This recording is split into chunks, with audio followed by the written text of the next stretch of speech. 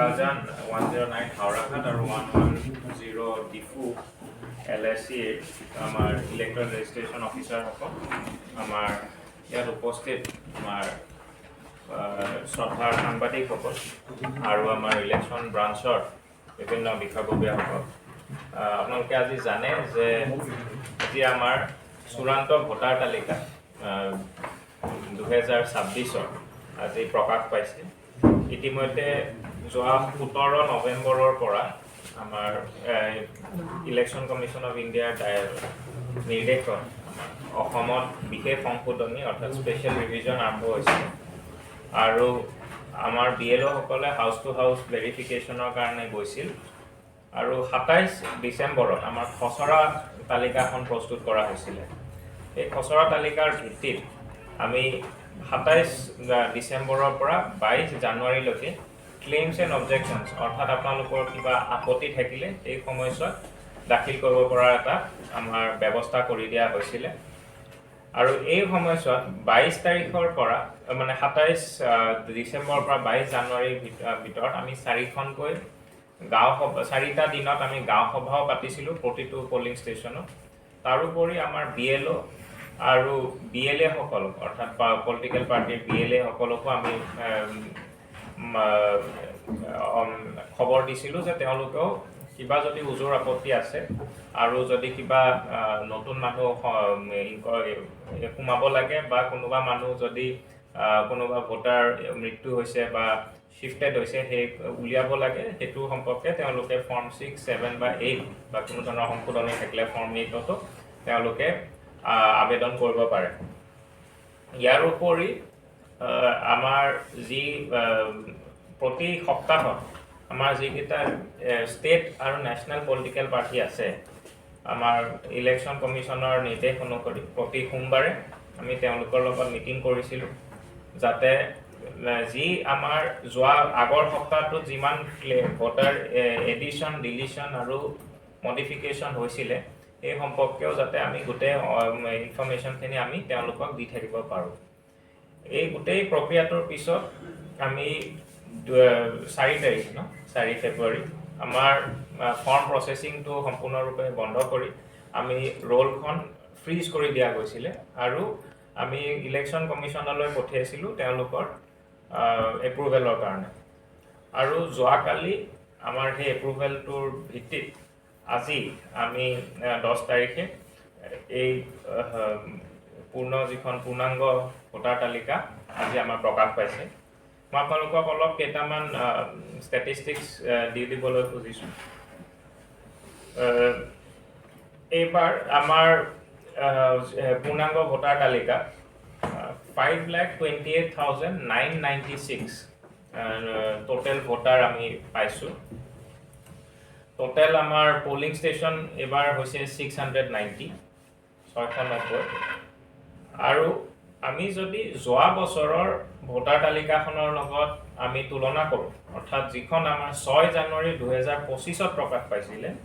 সেইখনত আছিলে আমাৰ 5,25,416 মই আকৌ এবাৰ কৈ দিছোঁ যিখন 6 জানুৱাৰী 2025ত প্ৰকাশ পাইছিলে সেইখনত ভোটাৰৰ সংখ্যা আছিলে 5,25,416 আৰু এইবাৰ আজি যিখন ভোটাৰ তালিকা প্ৰস্তুত হৈছে সেইখনত 5,28,994 ভোটাৰ আমি পাইছোঁ ইয়াৰ অৰ্থ এইটোৱে যে আমাৰ টোটেল ভোটাৰ যোৱা বছৰৰ তুলনাত 3,580 বাঢ়িছে আৰু আমি যদি এজ কোহৰ্টটো চাওঁ মানে বিভিন্ন এজত আমাৰ কিমান ভোটাৰ আছে তেতিয়াহ'লে আমি দেখা পাওঁ যে 18 পৰা 19 যিখিনি আমাৰ নতুন ভোটাৰ বুলি আমি ক'ব পাৰোঁ এই বছৰ অন্তৰ্ভুক্ত হৈছে সেইখিনিৰ সংখ্যা হ'ল 10,797 অৰ্থাৎ 10,797 এই সংখ্যাটো যদি আমি যোৱা বছৰৰ লগত তুলনা কৰোঁ তেতিয়াহ'লে আমি দেখা পাওঁ যে এটা ভালে সংখ্যক এটা নম্বৰ বাঢ়িছে মানে যোৱাবাৰ আমাৰ সংখ্যা আছিলে প্ৰায় 7,500 মান আছিলে কিন্তু আমাৰ প্ৰায় 3,000 নতুন ভোটাৰ এবাৰ অন্তৰ্ভুক্ত হৈছে নতুন মানে এই কেটেগৰীটো 18 পৰা 19 ভিতৰত ইয়াৰ লগতে মই আৰু দুটা আপোনালোকক কথা জনাব খুজিছোঁ এটা হ'ল যে এতিয়া যেটো আমাৰ ফাইনাল ইলেক্ট্ৰল ৰোল পাবলিশ হৈছে আমাৰ ডিসি অফিস আমাৰ ইআৰও 3 গৰাকী ইআৰও আছে 3টা এলএসিৰ কাৰণে তেওঁলোকৰ অফিস আৰু আমাৰ বিএলও সকলৰ লগত ফাইনাল যিখন ফটো ইলেক্ট্ৰল ৰোল আছে সেইখন উপলব্ধ হ'ব যিকোনো এগৰাকী ভোটাৰে গৈ পেলাই তাতে এখন চেক কৰি ল'ব পাৰে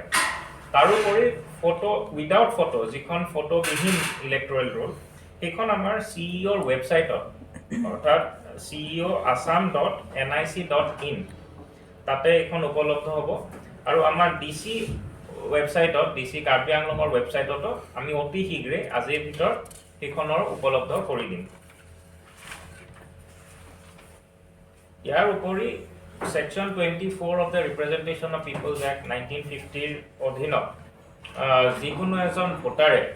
আজি যদি ভোটাৰ তালিকাত কিবা তেওঁ বিচৰা মতে তেওঁৰ নামটো যদি ভুলবশত ডিলিট হৈছে বা তেওঁ ভবা মতে নামকেইটা অন্তৰ্ভুক্ত হোৱা নাই তেতিয়াহ'লে তেওঁ এপিল কৰিব পাৰে এই এপিলটো আমাৰ ডিসি অফিসত মানে ডিএমৰ অধীনত আপোনালোকে এপিল কৰিব পাৰে আৰু আমি উইদিন 15 ডেজ আমি হেতু এপিল ডিসপোজ কৰিব লাগিব আৰু যদি সেই এপিলটো ডিসপোজ কৰাৰ পাছত যদি আপোনালোক তথাপিও যি ভোটাৰ গৰাকী যদি তথাপিও সন্তুষ্ট নহয় তেওঁ তেতিয়া সিইঅৰ অফিসত চিফ ইলেক্ট্ৰল অফিচাৰৰ অফিসত তেওঁ সেই এপিলটো আৰু এটা সেকেন্ড এপিলৰ কাৰণে যাব পাৰে যেটো 30 দিনৰ ভিতৰত ডিসপোজ হ'ব লাগিব মোৰ ফালৰ পৰা এইখিনি আছিল আপোনালোকৰ যদি কিবা প্ৰশ্ন আছে তেতিয়াহ'লে কৰিব পাৰে স্যাৰ পুলিং স্টেশন কে বাঢ়িছে নেকি এবাৰ হয় যোৱাবাৰৰ তুলনাত আমাৰ 16টা পুলিং ষ্টেচন বাঢ়িছে টোটালটো ক'ব নেকি 690 আছে এইবাৰ যোৱাবাৰ 674 আছিল এটা কপি এটা আমাক দিলে ভাল আছিল কপিটো দিলে ভাল হ'ব আমি দি আছো এটো প্ৰেছ ৰিলিজটো আমি আপোনালোকক শেয়াৰ কৰি দিম আচ্ছা sir any deletions in voters yes there has been deletions numbers আমাৰ deletions হৈছে around itu আমাৰ 24000 no 24964 deletion হৈছে 24964 তিনটা কনস্টিটুয়েন্সি মিলাই ইয়াতে আপোনাৰ ডিলিশন দুই প্ৰকাৰ হয় এজন ডেট হ'ব পাৰে আৰু আনগৰাকী শিফটেড হ'ব পাৰে আৰু এটা হ'ব পাৰে ৰিপিটেড মানে কি যে তেওঁৰ নামটো অইন ক'বাতো আছে দুবাৰকে ক'বাত নামটো আহিছে সেইকাৰণে ডিলিশন হ'ব সেইকাৰণে এটোত অকল মানে ডেট ভোটাৰ আছে অকল শিফটেড ভোটাৰ আছে তেনেকুৱা নহয় সব মিলি পেলাই আহিছে স্যাৰ এটো সমষ্টি ওয়াইজত পাম নেকি ডেটাখিনি আমি দিব পাৰিম পোস্ট আছে কপি এটা দিলে থাকিব কপিটা